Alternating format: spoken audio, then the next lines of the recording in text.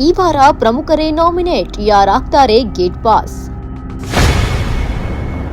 Big Boss ಮನೆ ನಿಯಮ ಮುರಿತೀನಿ ಚೈತ್ರಾ ವೈಲೆಂಟ್.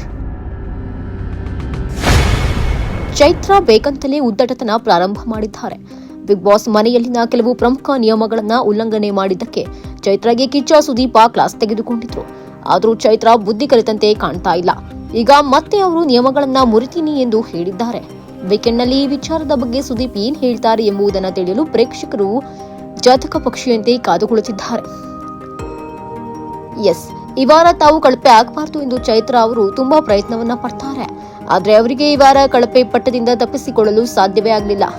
ಹನುಮಂತ, ತ್ರಿವಿಕ್ರಮ್, ಮಂಜು ಮತ್ತು ಭವ್ಯ ಅವರು ಚೈತ್ರಾಗೆ ಕಳಪೆಯನ್ನ ನೀಡಿದ್ದಾರೆ. ಆದ್ರಿಂದ ಚೈತ್ರಾ ಜೈಲು ಸೇರುವುದು ಅನಿವಾರ್ಯವಾಗಿದೆ. ಚೈತ್ರಾ ರೀತಿಯೇ ತ್ರಿವಿಕ್ರಮ್ ಅವರಿಗೆ 4 ಜನ ಕಳಪೆ ಎಂಬ ಅಭಿಪ್ರಾಯ ಬಂತು. ಹಾಗಾಗಿ ಚೈತ್ರಾ ಜೊತೆ ತ್ರಿವಿಕ್ರಮ್ ಕೂಡ ಜೈಲು ಸೇರಿದ್ರು. ಇಬ್ಬರಿಗೂ ಪರಸ್ಪರ ಕಂಡ್ರೆ ಆಗುವುದಿಲ್ಲ. ಆದರೆ ಜೈಲಿನ ಕೋಣೆಯನ್ನ ಹಂಚಿಕೊಳ್ಳುವ ಅನಿವಾರ್ಯ ಸಂದರ್ಭ ಎದುರಾಗುತ್ತೆ.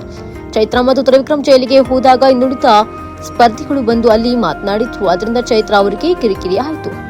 ತ್ರಿವಿಕ್ರಮ್, ಭವ್ಯ ಕೂಡ, ಧನರಾಜ್, ಶಿಶಿರ್, ರಜತ್, ಹನುಮಂತ, ಚೈತ್ರಾ ಹಾಗೂ ಮೋಕ್ಷಿತಾ ನಾಮಿನೇಟ್ ಲಿಸ್ಟ್ ನಲ್ಲಿ ಇದ್ದಾರೆ. ಯಾರು ಎಲಿಮಿನೇಟ್ ಆಗ್ತಾರೆ ಅನ್ನೋ ಕುತೂಹಲ ಮೂಡಿದೆ. ಬಿಗ್ ಬಾಸ್ ಮನೆಯಲ್ಲಿ ಕ್ಯಾಪ್ಟನ್ ಆಗಬೇಕು ಎಂಬುದು ಗೋಲ್ಡ್ ಸುರೇಶ್ ಅವರ ಆಸೆಯಾಗಿತ್ತು. ಆದರೆ ಇಷ್ಟು ವಾರ ಅವರಿಗೆ ಸಾಧ್ಯವಾಗ್ತಿರಲಿಲ್ಲ. ಆದರೆ ಈ ಹಿಂದಿನ ವಾರಗಳಲ್ಲಿ ಟಾಸ್ಕ್ ಆಡುವಾಗ ಅವರಿಗೆ ಗಾಯ ಆಗಿತ್ತು. ಕಾಲಿಗೆ ಪೆಟ್ಟಾಗಿದ್ದರಿಂದ ಅನೇಕ ಟಾಸ್ಕ್ನಿಂದ ಅವರು ಹೊರಗೆ ಉಳಿಯಬೇಕಿತ್ತು.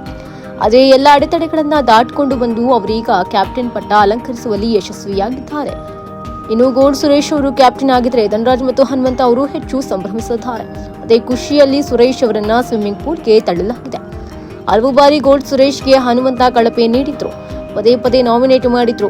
ಗೋಲ್ಡ್ ಸುರೇಶ್ ಆಟಿಕುಂಟು ಲೆಕ್ಕಕ್ಕಿಲ್ಲ ಎಂದು ಅನೇಕರು ಹೇಳಿದ್ರು. ಆದರೆ ಇದೀಗ ಕ್ಯಾಪ್ಟನ್ ಆಗಿರುವುದರಿಂದ ಎಲ್ಲ ಟೀಕೆಗಳಿಗೆ full stop ಸಿಕ್ಕಂತಾಗಿದೆ.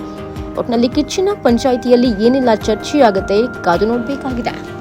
Entertainment bureau, essential news.